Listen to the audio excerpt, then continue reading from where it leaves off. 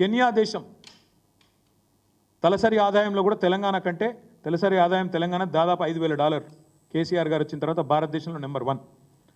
Kenya అనే దేశం యొక్క తలసరి ఆదాయం పర్ క్యాపిటల్ ఇన్కమ్ $2,000. మనకంటే కెన్యాకు పెట్టుబడులు ఎక్కువ అవసరం. కానీ అట్లాంటి కెన్యా పేద దేశం అయినప్పటికీ ఆత్మగౌరవం గల దేశం కాబట్టి వెంటనే నన్ను అదాని ఇట్లా లంచగొండి తనం చేసినాడు, లంచం ఇచ్చినాడు అని చెప్పి అక్కడ కోర్టు తీర్పియంగానే అమెరికాలో వెంటనే కెన్యా నిన్న తన కాంట్రాక్ట్లు, తన ఒప్పందాలు, వ్యాపార సంబంధాలు అదానితో మొత్తం రద్దు చేసుకుంది.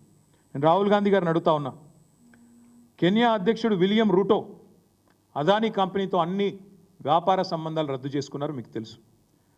కెన్యా రవాణా మంత్రిత్వ శాఖ, ఇంధన శాఖ, పెట్రోలియం శాఖ వాటి కింద పనిచేసే ఏజెన్సీలను కూడా స్పష్టంగా కెన్యా అధ్యక్షుడు నిన్న చెప్పారు, మీకేమైనా ఒప్పందాలు ఉంటే ఏజెన్సీలకు అదానితో వెంటనే రద్దు చేసుకోమని చెప్పారు.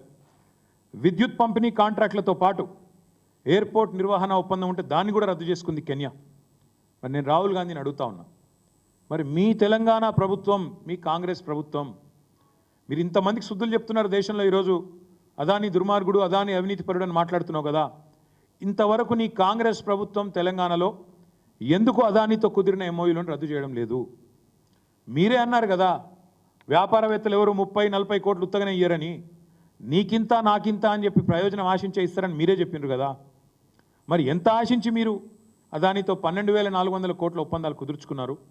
వాటిని రద్దు చేసి మీ ముఖ్యమంత్రికి ఫోన్ చేసి ఆదేశం ఇచ్చి అదానితో ఉన్న ఎంఓయూలు రద్దు చేసుకోమని చెప్తారా, చెప్పరా? దయచేసి మీరు స్పష్టత ఇవ్వాలని చెప్పి రాహుల్ గాంధీ గారిని కోరుతా ఉన్నాం.